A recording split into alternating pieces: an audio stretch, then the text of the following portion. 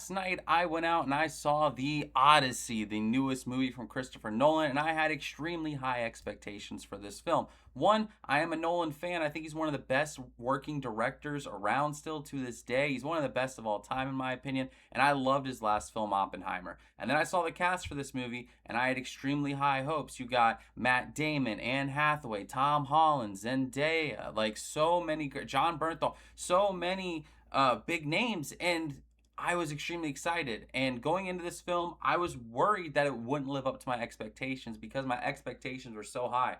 I was literally walking in the theater and I was like, oh my God, like I'm expecting this movie to be like a 9 out of 10. Like these are extremely high expectations. And then I watched it and I was like, oh my God, it exceeded my expectations. It's not a perfect movie, but I'd give it like a 9.5 out of 10. The only things that I don't like are like one or two scenes with Zendaya as Athena. I don't think she's that great in this movie. And then I wasn't a big fan of some of the plot points missing from the book. So now, spoiler warning, I'm going to get into a couple things, but all that being said, the movie is fantastic. Matt Damon as Odysseus is amazing. I remember my girlfriend's dad when we were going in, he was actually wondering like, I don't know if I like can see Matt Damon in this role. And then we watched it and we all walked away saying that's one of his best films. Like it's one of his best performances. And I really bought him as Odysseus. His acting is fantastic. His chemistry with everybody is great, aside from like one or two scenes with Zendaya. But his chemistry with Anne Hathaway is amazing. With Tom Holland is fantastic. With Robert Pattinson near the end of the movie,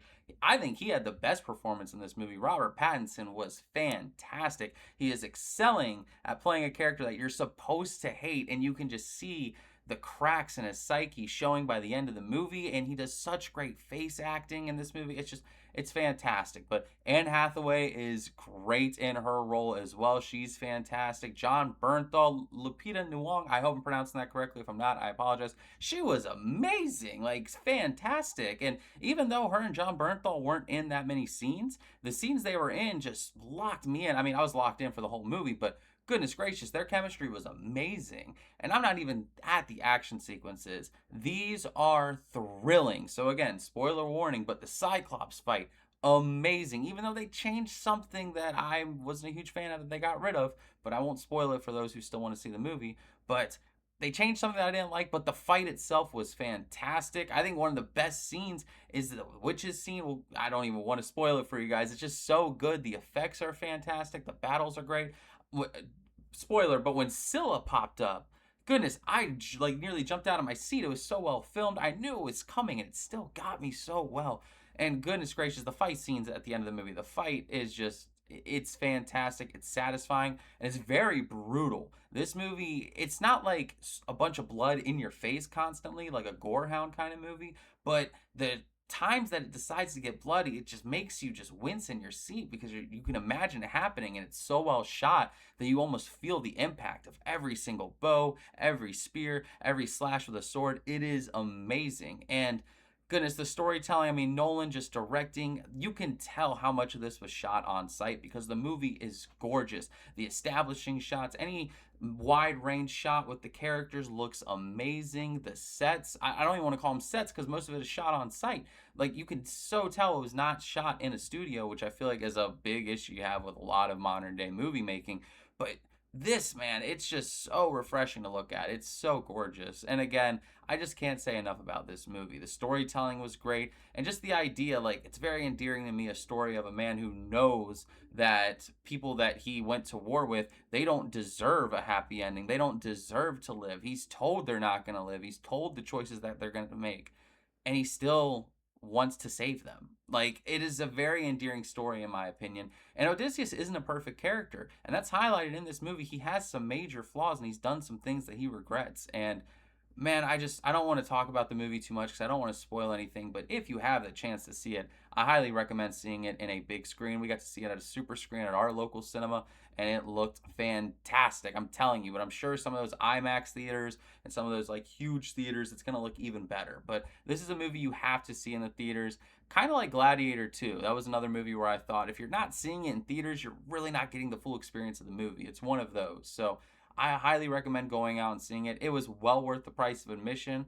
To be completely fair, since I work at the theaters, I get in for free, but just for standard pricing, I think it's worth the ticket of admission, or the price of admission rather. It is just a great movie. It's again, all the performances are great, and even Zendaya, that who I said I didn't really enjoy that much in the movie. She's not bad. She's very good. I just think the other performances are all grand, and I just think she's like a step behind them in this film. Again, even characters in limited roles are fantastic. And goodness, I'm not even gonna lie. There's a scene near the end of the movie in the third act involving a dog that quite literally made me tear up. It was so well done. And it was one of those moments of visual storytelling where they don't have to use dialogue to explain things to the audience because Nolan knows the audience aren't a bunch of idiots. We're gonna put it together in our head. So I love the directing. The script is fantastic in my opinion. And goodness, some of the shots in this movie are just breathtaking. It's one of those movies that you're going to get to see shots of it on Twitter because of how good it looks. But that's all I got for the Odyssey. I really highly recommend you checking it out if you haven't already. Go on opening weekend, go with your friends, go support theaters, but definitely go see this movie. It was,